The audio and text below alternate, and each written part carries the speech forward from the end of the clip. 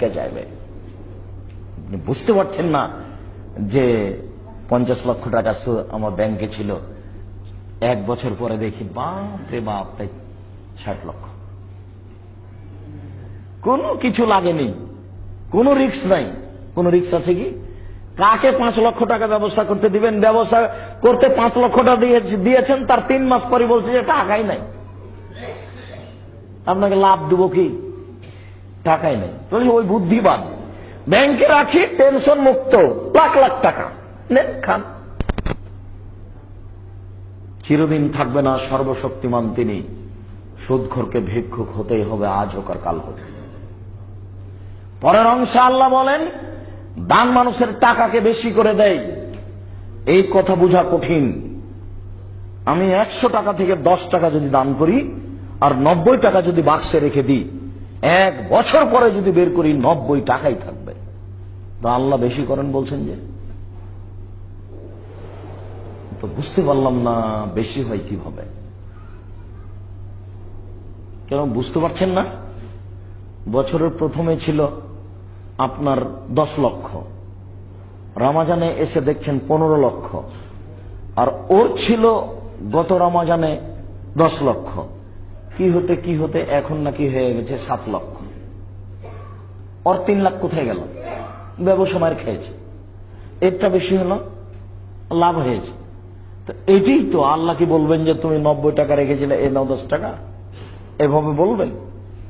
আল্লাহ বলেছেন যে ইবনে আদম, হে আদমের ছেলেরা, আনফেক আলাইকা, দান করো আমি তোমাকে দিব। তার মানে এটা বরকত বাড়বে। আয়েশা রাদিয়াল্লাহু তাআলা আনহা বলেন, আল্লাহ রাসূল যখন দুনিয়া থেকে চলে গেলেন তখন বাড়িতে ছিল অর্ধ সা আটা, 1.25 কেজি। 1.25 কেজি আটা থেকে রুটি বানাই খাই। অনেক দিন খেলাম। একদিন ভাবলাম দেখি তো কতটুকু আটা আছে, শেষ হয় না। মাপার পরে দেখি 2 দিন পর আর নাই। তার মানে মাপলে বরকত কমে যায়। বহুবার বলেছি আপনাকে, যে পাত্রে চাউল আছে ওই চাউল মাপবেন না, কয়দিন খেলেন। প্রতিদিন যদি 1/2 কেজি করে খেজুর কিনেন, প্রতিদিনই শেষ হবে।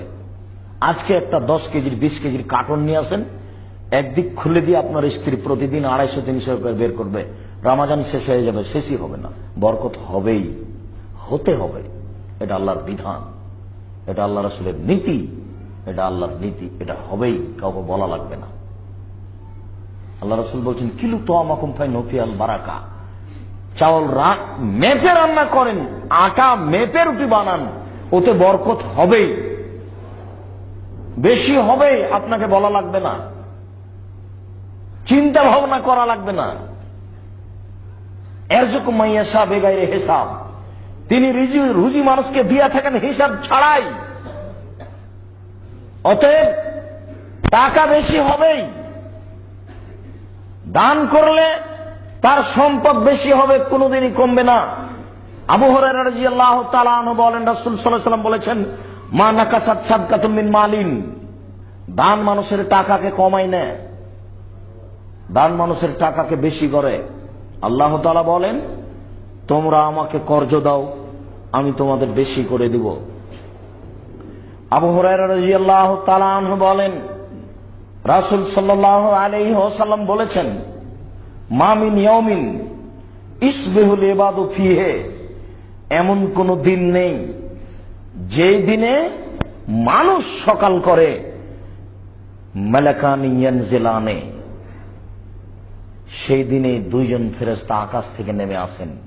প্রত্যেক দিন সকালে আকাশ থেকে 2 জন ফেরেশতা নেমে আসেন। ফায়াকুলু আহাদুহুমা, 2 জনের একজন বলেন, আল্লাহুম্মা আতি লিকুল্লি মুনফিকিন খালাফা, আল্লাহ যে যতটুকু দান করলো তুমি তার ততটুকু পূর্ণ করে দাও। ফেরেশতা দিন রাত বলছেন, পূর্ণ হবে না মানে? হবে অবশ্যই। আপনি বুঝতে পারেন আর না পারেন, আমি বুঝতে পারি আর না পারি, আমি 500 টাকা দান করলে এর ঘাটতি পূরণ হবেই। আল্লাহ বলেছেন দানকে আল্লাহ বেশি করেন। আল্লাহর রাসূল বলছেন যে ফেরেশতা বলেন যে আল্লাহ যেটুকু দান করেছে তুমি সেটুকু পূর্ণ করে নাও। যদি আবার কথাটুকু বলি, 100 টাকা থেকে 90 টাকা, 10 টাকা দান করে 90 টাকা রেখে দিলাম, 1 বছর পরে কি ওটা 100 টাকা হবে? হবে না। কিন্তু আল্লাহর রাসূল যে বলছেন যে একজন ফেরেশতা বলেন, আল্লাহ যে যতটুকু দান করলো তুমি তার ততটুকু পূর্ণ করে দাও।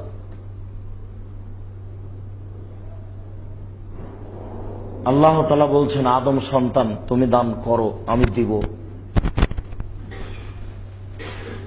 সেটাই বরকত, সেটাই শান্তি। আল্লাহ মানুষের অর্থ সম্পদকে বেশি করে দেয়, আল্লাহ ফেরেশতাকে লাগিয়ে দিয়েছেন, ফেরেশতা তুমি দিন রাত বলো আমাকে, আমি যে যতটুকু দান করে আমি যেন তার পূর্ণ করে দিই, তাহলে বেশি হবে, হচ্ছে, হবেই। অপরজন ফেরেশতা বলেন, আল্লাহুম্মা আতি লিকুল্লি মুমসিকিন তালাফা, যে যতটুকু দান করলো না তার তুমি ততটুকু ধ্বংস করে দাও। এইবার কোথায় ধ্বংস? খালি আজকের হিসাব নিকেশ করে নিয়ে 50,000 টাকা লাভ হয়েছে, 1 লক্ষ টাকা লাভ হয়েছে, নিয়ে বাড়িতে ঢুকছেন রাত্রি 10টার দিকে। ইতিমধ্যে রিং হচ্ছে ছোট বোন, কি কি খবর?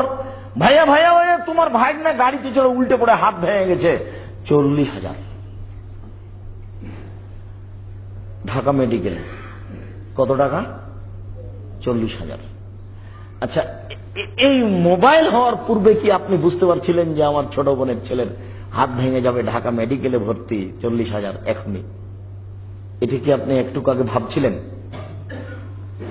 সকালে ছেলের জন্য একটা গাড়ি কিনে দিয়ে গেছেন 3,000 টাকা দিয়ে, ছেলে খেলাবে, কিভাবে উল্টে পড়ে গেছে, পড়তে হাত ভেঙে গেছে। 10টার সময়তে আপনি খবর পেলেন ছেলের হাত ভেঙে গেছে, তাড়াহুড়া করে দোকান থেকে বের হয়ে মেডিকেল। কোন মেডিকেলে গেলে ছেলে ঠিক হবে? টাকা হাজার হাজার যাচ্ছে।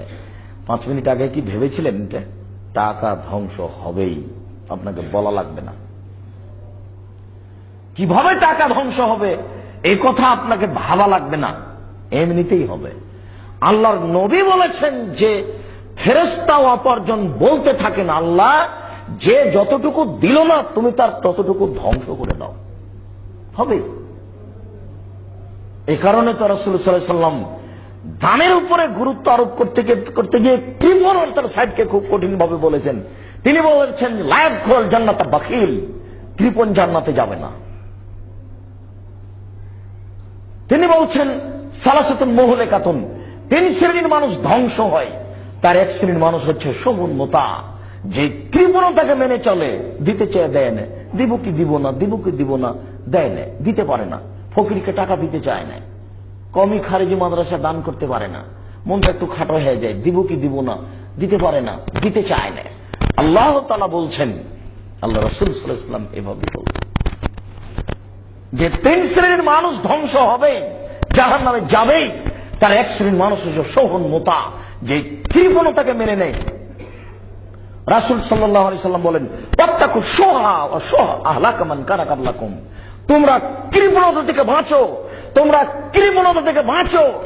কৃপণতা পূর্বের মানুষকে ধ্বংস করেছে। রাসূল সাল্লাল্লাহু আলাইহি ওয়াসাল্লাম ফজরের সালাতে সালাম ফিরার পূর্বে, মাগরিবের সালাতে সালাম ফিরার পূর্বে যখন তখন তিনি বলতেন, আল্লাহুম্মা ইন্নী আউযু বিকা মিনাল বুখল, হে আল্লাহ তোমার কাছে আমি কৃপণতা থেকে বাঁচতে চাই, আল্লাহ তোমার কাছে আমি কৃপণতা থেকে বাঁচতে চাই, আল্লাহ তোমার কাছে আমি কৃপণতা থেকে বাঁচতে চাই। বিশ্বাস করুন, কৃপণতা বড় বিপজ্জনক বস্তু, কৃপণতা বড় বিপজ্জনক ব্যাপার, যাতে মানুষের ধ্বংস হবেই, যার ফলাফল জাহান্নাম।